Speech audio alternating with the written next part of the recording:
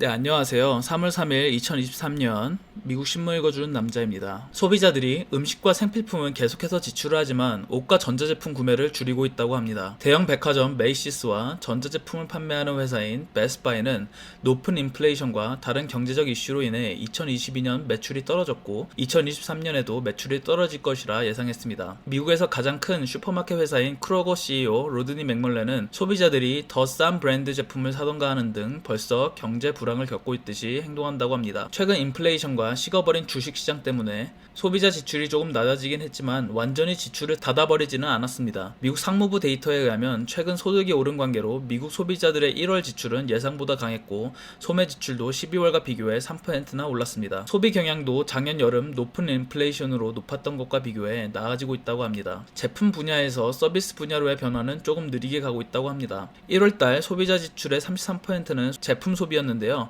30% 수준이었던 팬데믹 전 상황보다 조금 높습니다. 만약 다시 코로나 전 수준으로 돌아간다면 4,500억 달러가 제품 소비에서 서비스 소비로 옮겨가는 것과 같다고 합니다. 높은 인플레이션으로 인해 사람들은 조금 더 싸거나 소매점 자체 브랜드를 사용하는 경향이 늘어났고 싼 가격의 제품을 판매하는 TJ 맥스와 벌링턴 같은 회사의 매출 실적이 오르고 있습니다. 식료품을 파는 회사들의 매출 실적은 좋았다고 합니다. 최근 많은 사람들이 집에서 음식을 만들어 먹고 있어 월마트와 타겟의 식음료 부분이 회사 매출 실적에 도움을 줬다고 했습니다. 많은 사람들이 외식을 줄이고 있어 슈퍼마켓 회사인 크로거의 고소득 소비자들이 늘어났다고 합니다. 하지만 백화점 회사 메이시스의 수익은 작년보다 5억 800만 달러나 줄었습니다.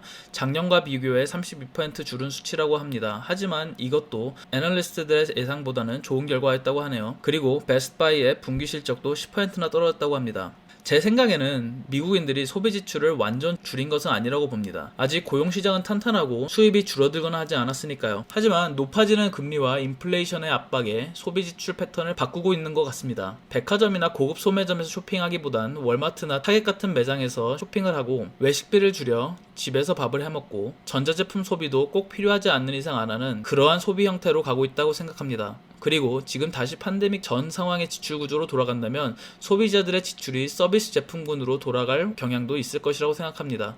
하지만 현재 인플레이션 압박과 불황의 공포가 너무 크기 때문에 서비스 제품군도 꼭 필요한 서비스 쪽으로 몰릴 가능성이 있다고 생각합니다. 과연 소비자들이 고금리와 인플레이션 그리고 경제 불황의 공포 아래서 어떠한 소비 패턴으로 변화할지 두고 보는 것도 좋을 것 같습니다.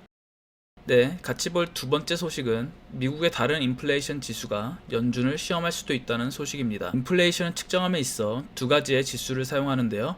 하나는 PCE 지수이고 다른 하나는 많은 사람들이 아시는 CPI 지수입니다. 이 기사에서 현재 이 두 지수가 비슷하게 가고 있었지만 이번 연에는 서로 좀 벌어질 것이라고 합니다. 하나는 연준의 인플레이션 방어가 거의 다 되었다는 것을 보여줄 것이고 하나는 그에 반대되는 것을 보여줄 것이라고 합니다. 아마 이것 때문에 연준은 사람들에게 왜 계속 금리가 높게 유지되고 있는지 설명하기 힘들 것이라고 하는데요. 시장은 올해 10월쯤 CPI 지수가 2.8% 정도로 떨어질 것이라고 예상하고 있습니다. CPI 지수가 PCE 지수보다 항상 조금 높게 나오는 것을 감안하면 아마 PCE 지수는 10월 달쯤에는 2.5% 정도로 떨어질 것이라고 합니다. 이 뜻은 CPI 지수보다 PCE 지수를 더 선호하는 연준의 인플레이션을 2%로 유지하려는 작업이 거의 다 끝났다는 것을 의미합니다. 하지만 PCE 지수와 CPI 지수의 다른 성격 때문에 지금까지 있었던 격차가 줄어들거나 오히려 역전될 수도 있다고 하는데요. 발클레이는 PCE가 아마 10월 달까지 2.8%, CPI는 2.6% 정도로 예상합니다. 그렇기 때문에 시장에서는 CPI가 낮아졌는데 왜 연준은 계속해서 금리 인상 기조를 유지하는지 의문을 가질 수도 있을 거라고 합니다. 많은 사람들이 CPI 지수로 인플레이션을 판단하지만 연준은 PCE 지수로 판단하고 있기 때문입니다. 작년에는 평균적으로 CPI 지수가 PCE 지수보다 현재보다 더 큰 차이인 1.7% 이상 높음을 보여줬는데요.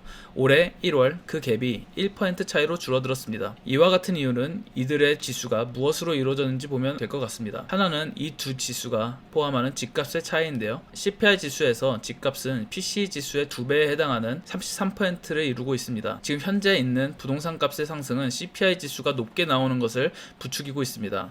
하지만 이 기조는 바뀌게 될 것 같은데요. 파이퍼 샌들러의 선임 미국 경제연구관 제이크 우비나는 아마 미국 주거 인플레이션은 올해 더 떨어질 것이라고 했습니다.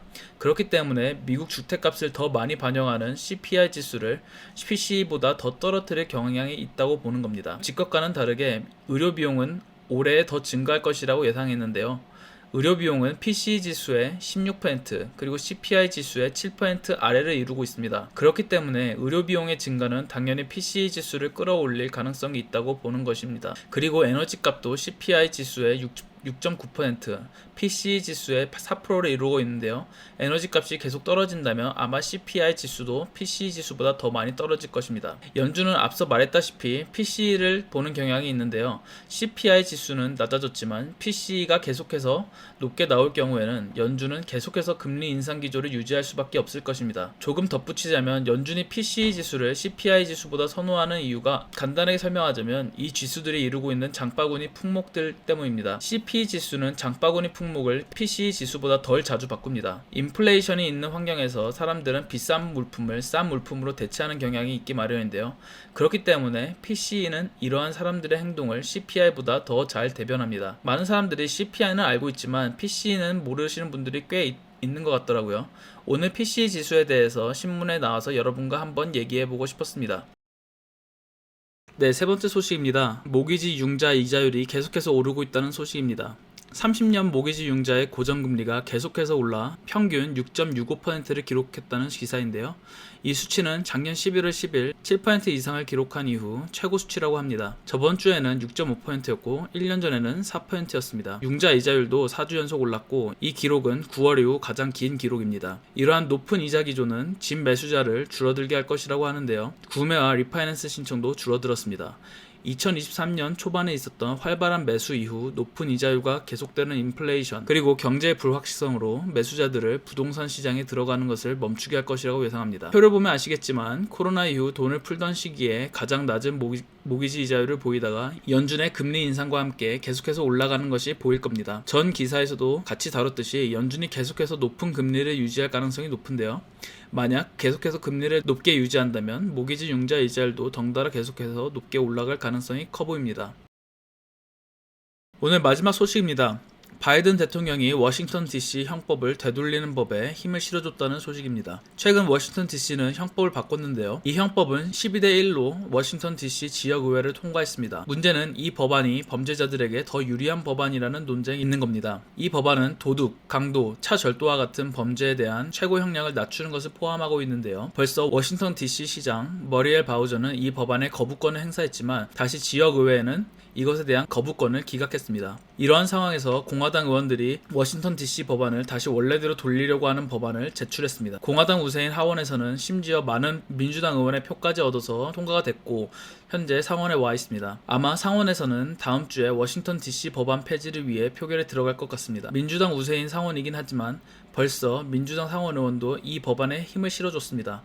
사실 이러한 상황은 민주당 의원과 바이든 대통령에게는 조금 힘든 상황인데요. 왜냐하면 민주당의 범죄 아니란 포지션 때문에 저번 총선에서 많은 표를 잃었다는 의견이 있기 때문입니다. 이 법안에 바이든 대통령은 거부권 행사 위협을 하지 않았습니다. 벌써부터 많은 민주당 의원들이 이 법안에 찬성을 했고 또 찬성할 것으로 보이는 정치적 현실을 고려했기 때문입니다. 현재 워싱턴 DC는 범죄율이 심각한 수준으로 올라가고 있는데요. 저번 2월까지 워싱턴 DC는 살인의 35% 증가율을 보였고 차 절도 범죄는 109% 증가율을 보였습니다. 민주당은 범죄자와 범죄에 매우 너그러운 태도를 취한다고 비판받는 경향이 있는데요. 실제로 이러한 이미지 때문에 작년 총선에서 많은 지지율을 깎아먹은 것도 있습니다. 이러한 정치적 압박 때문에 민주당 의원들은 조금씩 범죄에 터프한 인상을 심어주려고 노력하고 있는 것 같은데요. 과연 이 법안이 통과되어 새로 통과된 워싱턴 DC 형법을 폐지할 수 있을지 지켜보는 것도 좋을 것 같습니다.